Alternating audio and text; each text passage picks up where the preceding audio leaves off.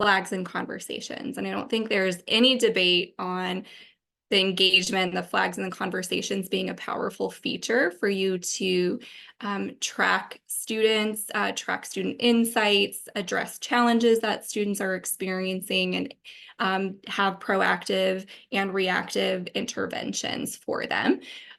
These two features that we'll talk about today, they aim to help you, again, support targeted student populations and also interpret aggregate data of those top concerns, key topics. So we're going to take a quick look first at the flags, and I hope to point out, again, some hidden gems related to these two features that you might not have stumbled across yet or haven't used widely. So if we head back to the dashboard, we're going to click on this flags page. And this program does a really great job of reviewing all of their flags. So they don't have any pending flags, but we can always go to our All Flags tab, which is going to show you every single flag that has been submitted to your program. Just a quick context for where flags come from.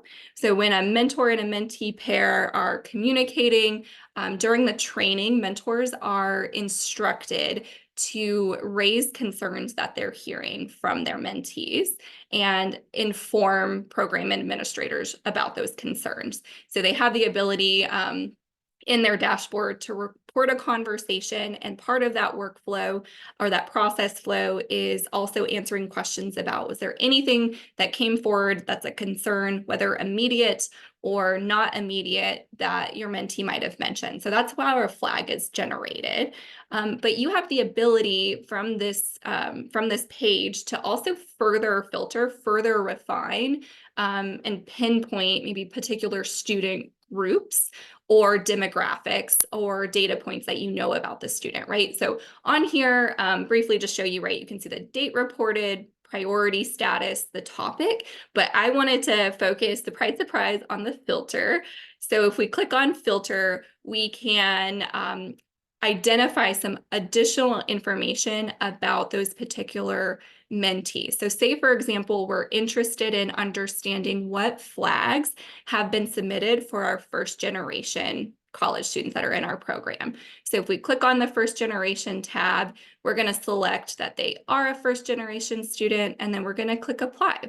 And then we see these 33 flags that have come through and been reported by a mentor on our first gen population. So this can be really useful for you if, say, for example, you're asked to spearhead a particular committee related to first gen student success, and you want to gain a better insight on what particular flags are coming up for this particular population. You can do the same thing, I'll show you in a minute, for the conversations piece, but it can really help you to pinpoint and maybe understand a little bit more about what concerns are popping up for particular student groups, even high-risk student groups.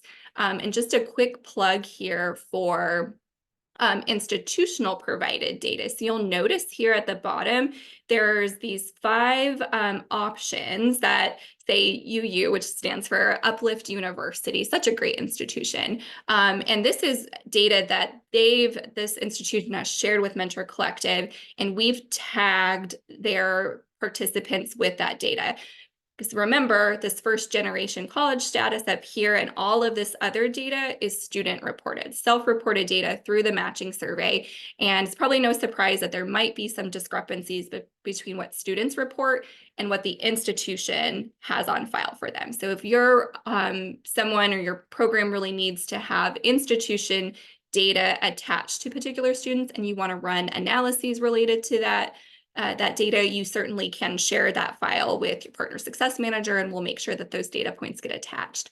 So this one in particular, I think, is interesting. Think about some practical applications. Say we wanted to further refine our first generation college students, but that are on academic probation. So this institution provided us with their status as of spring 2023. So actually we can drill down and see that there are 7 students of first generation college students who have flags reported that are also on academic probation. So this could be something where you connect with the academic advisor and really do some targeted outreach related to these particular students because they might be a retention risk, right?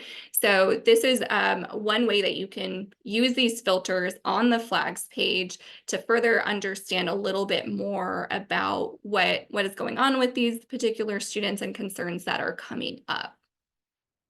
If we hop over quickly to the conversations page, so flags are really great kind of on that individual level. Like we saw, right? You're able to drill down, you can filter, you can see the flag information. Didn't point it out, but you can export that information if you need to do anything with that.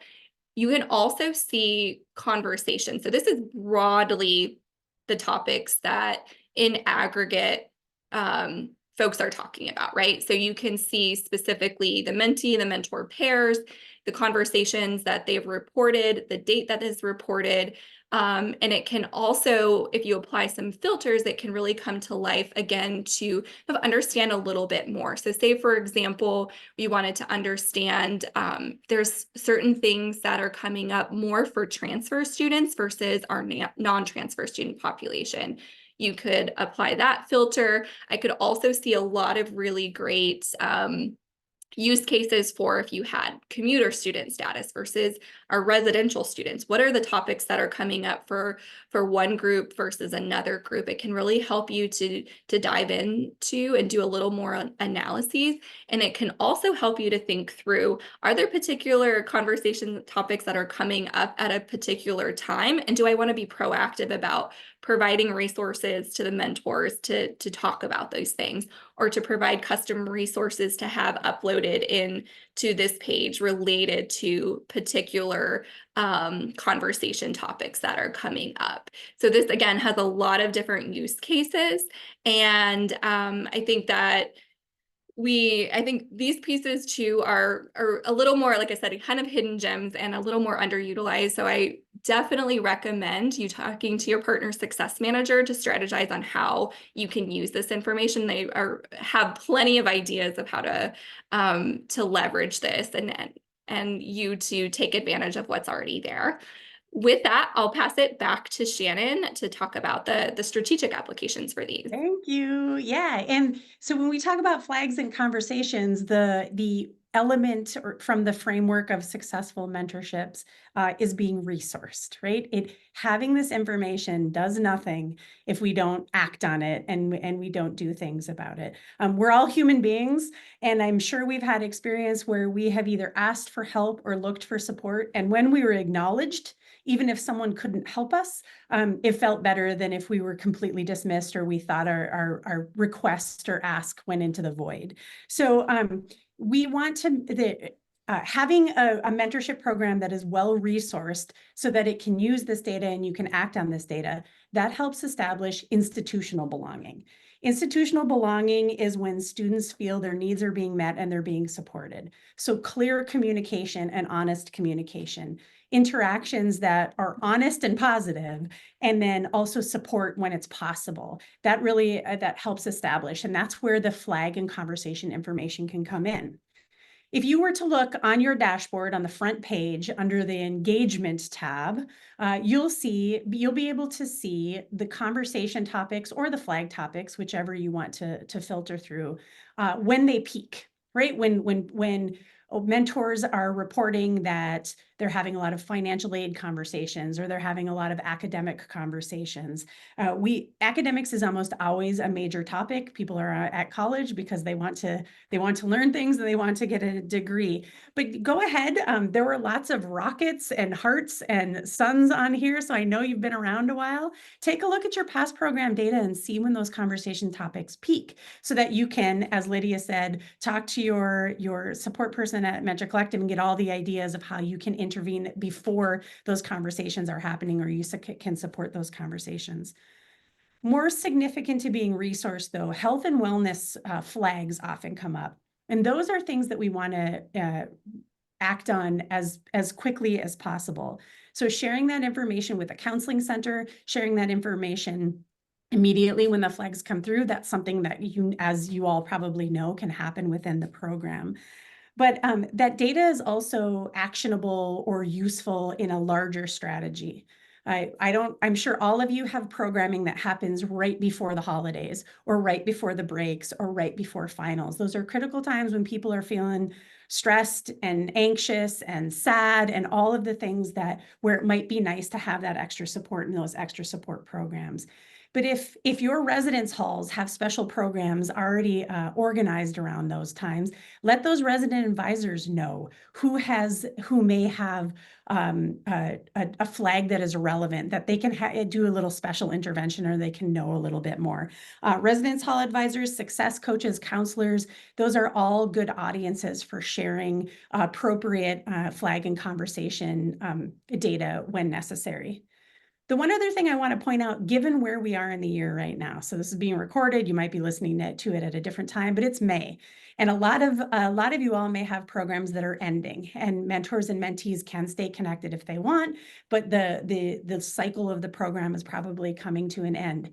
Yet, from now until September is the most vulnerable time for those students to maybe decide to not come back. So thinking ahead maybe to your next iteration and extending it, or having a way of connecting with those students or keeping them connected over the summer might be an adjustment to the program that you want to do. And that's another way of strategically using this data and thinking about it.